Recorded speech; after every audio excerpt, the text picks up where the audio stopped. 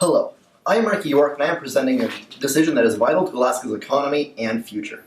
There's no denying that Alaska is facing very tough times ahead with a massive deficit and dwindling oil reserves. We have many difficult choices that have to be made, but there's one that rises above others as economical, safe, and reasonable. This is to cap the PFD at $1,000. While this may seem drastic at first, in reality the PFD's historical average is only $1,150. Even as recently as a couple years ago, the PFD amount was actually below this figure. So this cap seeks more of a middle ground. The primary reason for it is, of course, the state's huge deficit, reaching up to $4 billion at times. For a deficit this large, a simple cutting back government approach is simply not enough, as this deficit is due to Alaska's extreme lack of remaining mineable oil reserves. Now, this plan does not call for an abolishment of the PFD, but rather simply a cap. It is written in Alaska's constitution that the people of Alaska are entitled to a permanent fund, and this plan does not infringe on that whatsoever. It is sacred and it should be held as such. On top of this, as I mentioned before, the cap would fall only $150 below the historical PFD average, making this by no means a significant cut at all, and it is only the recent amounts that have caused our perception on the PFD to become as skewed as they are. Another point that is vital to this plan is that taking care of our budget deficit will significantly improve the futures of everyone that lives in Alaska. If the problem is allowed to continue on without any checks, Alaska will certainly start to go into debt after the last of our reserves are used up. However, by administering plans to help cut back spending and expand the amount of money that Alaska can spend without dipping into those reserves, we can avoid the impending financial crisis and create a safer, better future for everyone. One without an egregious public debt or any of the other problems that would arise thereof. And on top of this, it also enables the future of Alaskans, whether it be ones that are alive right now or any future generations that come after us, to live happily without worrying about paying off a debt that their previous generations have imposed on them. It makes it that way the future generations are, well, they live better. And this plan is among the best options that we have, simply because of the fact that it comes at a cost that nearly everyone can afford, being only slightly below the historical average. And it's not a tax that takes earned money away, but rather simply makes it so that way people get less money, ones that they didn't necessarily earn. And, as I said before, it's an amount that's not far from the average, and everyone is already aware of this. Well, they're already aware of the cut. It's not going to be sprung last minute like this last cut was. And Alaska has a population of close to 740,000, so this cut can go a long way when it is applied to everyone in the state. I'm not saying that this plan is going to completely solve our deficit problem, and honestly, no plan ever would. But it's the combination of plans, ones that take various fiscal policies and combine them into one, that will really solve our problem. And this plan is vital for gaining necessary ground in our deficit problem. Let's be considered that our problem is $4 billion.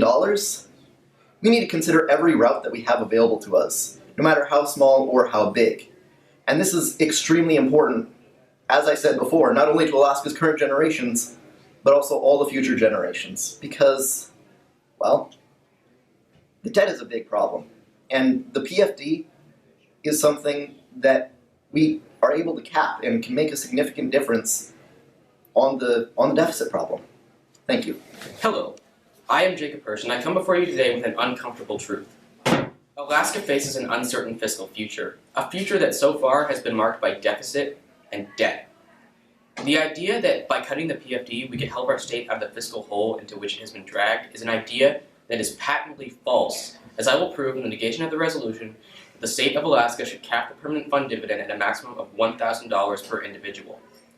I offer two main arguments, the first of which is that all the revenue from oil investments is our constitutional right. The PFD is one of the unique benefits that all Alaskans, regardless of need, enjoy, and for good reason. All Alaskan territory and the natural resources contained within is the collective property of each Alaskan. So it is only fitting that we enjoy the benefits of said natural resources. As guaranteed in the Alaska State Constitution, the PFD is a way to ensure that Alaskan citizens receive their just rewards in return for oil companies benefiting from Alaska's inherent richness in terms of oil and natural resources. The PFD is our money. Our inherent right is guaranteed in the Alaska Constitution, and any attempt to cap or otherwise limit this right needs to be seen as unconstitutional and unjust. The second and final main argument is that the capping the PFD would be regressive, disproportionately negatively affecting the Alaskan population below or near the poverty line. According to the U.S. Census Bureau, in 2015, 8.2% of Alaskans fell below the poverty line. Given a population of 720,765 people, the amount of people that fall below the poverty line in Alaska is approximately 60,306 individuals. This by itself is a staggeringly high number, but without the PFD as a supplementary source of income, it would be much higher. Estimates made by Matthew Berman and Brandon Remy, working with the UAA Department of Social and Economic Research, found that, based on the census data, were the PFD to decrease by $1,000, it would likely throw 12 to 15,000 more Alaskans under the poverty line, increasing poverty rates in Alaska by about 2%. Additionally, Berman and Remy found that, according to their estimates, the PFD has reduced Alaskan poverty percentage points by about 2.3% over the past 5 years, lifting between 15 to 25,000 Alaskans out of poverty annually, depending on the size of the payout for that particular year.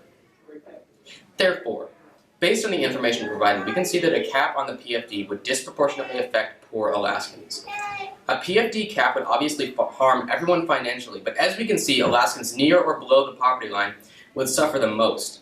Additionally, if we look beyond the immediate effects, some of the less obvious deleterious effects of a PFD cap become obvious. With the less money coming in from the PFD, families will sink below the poverty line, thus becoming reliant on the state for welfare and support programs, which the state will in turn have to pay for, spending more money, canceling out the possible benefits of a $1,000 cap. The simple fact is that if we cap the PFD at $1,000, working and middle-class families will suffer. $1,000 here or there may not seem like very much to you or I, but given a look at the most recent example in 2016, in which a PFD payout that would have been $2,052 was capped at $1,022, or less than half. That's $1,030 taxed from each eligible man, woman, and child in Alaska. To a poverty-stricken family struggling to feed their children and support themselves, that, when multiplied by the number of individuals in the family, is a significant drop in their income, an amount of money that could have put them over the edge back out of poverty. The statistics from the U.S. Census Bureau serve to prove this point. In 2015, the PFD made up an average of 6% of each household's income. If we cap this vital benefit that helps thousands of people annually out of poverty, we hurt, rather than help, a sizable amount of our population. In closing, we need to consider what is best for Alaska and Alaskan citizens. A plan that hurts the poor members of our state and goes against our constitutional rights is a plan that we cannot and should not adopt, and for these reasons, we cannot cap the permanent fund. Thank you.